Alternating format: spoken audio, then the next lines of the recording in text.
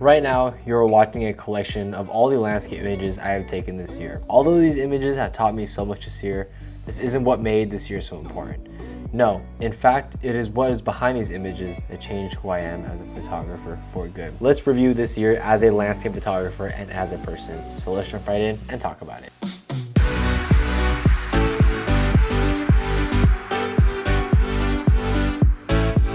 What's up, y'all? It's Project Photography back with another video, and today, this year has been absolutely crazy for me. I mean, I graduated from college this year in May. I hit 3,000 subscribers on my YouTube channel, which has been phenomenal. I went to Hawaii twice and other miscellaneous trips. I started a business with my friend Drake called Co-op Content Design, which is a digital marketing agency. If you want to check it out, link is in the description down below. And I have an amazing new girlfriend who makes me happier and a better person than I ever was before. But today, instead of talking about all those different things that made this 2022 so incredible, I want to talk about just two lessons and then my experience as a landscape photographer, how this year, out of all the years, has really been inspirational, influential for how I operate in landscape photography.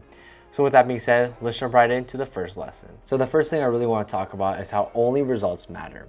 And so when I'm saying this, I am putting in the context that when it comes to people recognizing your work or recognizing what you do, people don't really care about how much time you put into something or the work ethic that was required to actually create the product.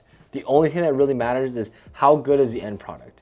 Because when I'm creating stuff, right, there is a ton of work. There's a lot of hours being put into this. There's scripting, there's filming, there's B-roll work after, there's a lot of editing work. But no one can see what goes behind the scenes when it comes to that. Everyone only sees the final product, and if it's not a good final product, then it doesn't matter how many hours you put into it. For example, the MacBook video that I did. It probably took me and my friend Drake about 20 hours to do in total. I mean, there's a ton of filming, a ton of scripting, a ton of editing, but I thought we came out with a really good final product that just didn't do well on YouTube. It got maybe around 500 views at this moment, but that's a video I thought would have done really well. And the reason I thought that is because I thought it was a good video with really good quality and we put in a ton of work into it. But at the end of the day, it just doesn't matter how much quality or how much work you put into something, because only the results matter. And if this world operated on the notion that how much effort you put into something will determine your success, then I feel like this world will be a lot different, right? I think it's a positive thing actually that the world operates this way, because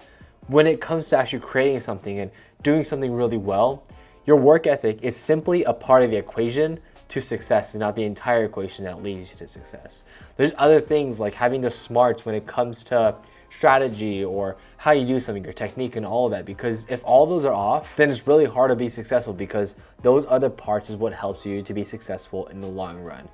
Work ethic is simply a part of the equation and not the entire equation. And now I do think that there's a positive in all of this, because the way you achieve success is different for everybody. Not everyone can achieve success in the same cookie cutter way, but everyone can achieve it in whatever way they want. The means can be totally different for the ends of creating success. And I think for me, that's something that I really enjoy. At the end of the day, you still need great ideas. You still need a great work ethic. You still need a great strategy, and you still need to be able to adapt to your environment to achieve success. It's not just work ethic that's going to get you there, and it's something that I really had to learn this year the hard way, but I think it's a really necessary tip for me to learn along the way. The next lesson I want to talk about is that ideas is what makes content really good, not necessarily how high quality it is. Now, for me, this is something that I really focus on a lot, right? When I'm creating my videos, I really want to focus on having high quality content, because no one wants to watch a video with bad quality in terms of audio and the video side of things. So that's something I've always focused on. And especially in 2022 is when I really upped my quality by getting a studio like this, getting 3 different lights in order to have really great lighting, and getting a really nice mic in order to get the most perfect audio quality possible. But a while back, I watched this interview by Mr. Beast, and he's one of the best content creators on planet Earth. When this guy was talking about his content creation, he never really talked about quality and all that. He talked about it's all in the ideas that you have. If you have a video with a terrible audio, terrible video quality, but the idea is incredible, it's gonna get views, because that's what attracts people to videos. It's the concept, it's the ideas that make people want to watch a video, not necessarily how high quality something is. Now, of course, we want to create high quality content, but is that the thing that you should be focused most on? And I would argue that no, If you can create really good ideas with really sound concepts that people are going to enjoy, it's going to do well. And this is a trend that I've really noticed recently, because especially with things like TikTok and short form content, none of this content is really filmed on high quality cameras like my Nikon Z6. It's filmed mainly on people's phones, but yet they garner millions upon millions of views and likes and so forth. But it's because the concept and the idea of the video is so good that people will stick around and watch it. People film this stuff with really no effort at all, and they're still able to get really good results. And this has really helped me in my video creation in particular, because now when I'm creating a video, the idea is the first and foremost most important thing, right? When I'm thinking about, okay, what would be the best idea to fit the way I want to do things, I have to really reorient myself and think about, okay, how are we going to execute this? How are we going to take a video and create a really good idea with it in order to capture people's attention and have a really good concept? And it's something that I really try to improve, especially this past year when I'm creating my videos. And that's really the biggest lesson that I've learned this year, to be honest. And the last thing I really want to talk about isn't necessarily a lesson, but just my reflection of my year as a landscape photographer. This year was the year that I really needed the most. I mean, when we were talking about 2021 and 2020, these were years that I really felt like I lost my itch for landscape photography. I'm not really too sure why. It probably is because we were in the middle of a global pandemic and it was really hard to go outside and go to the beaches and so forth. But I really feel like this year, out of the previous 2 years, I really started to fall in love with landscape photography again.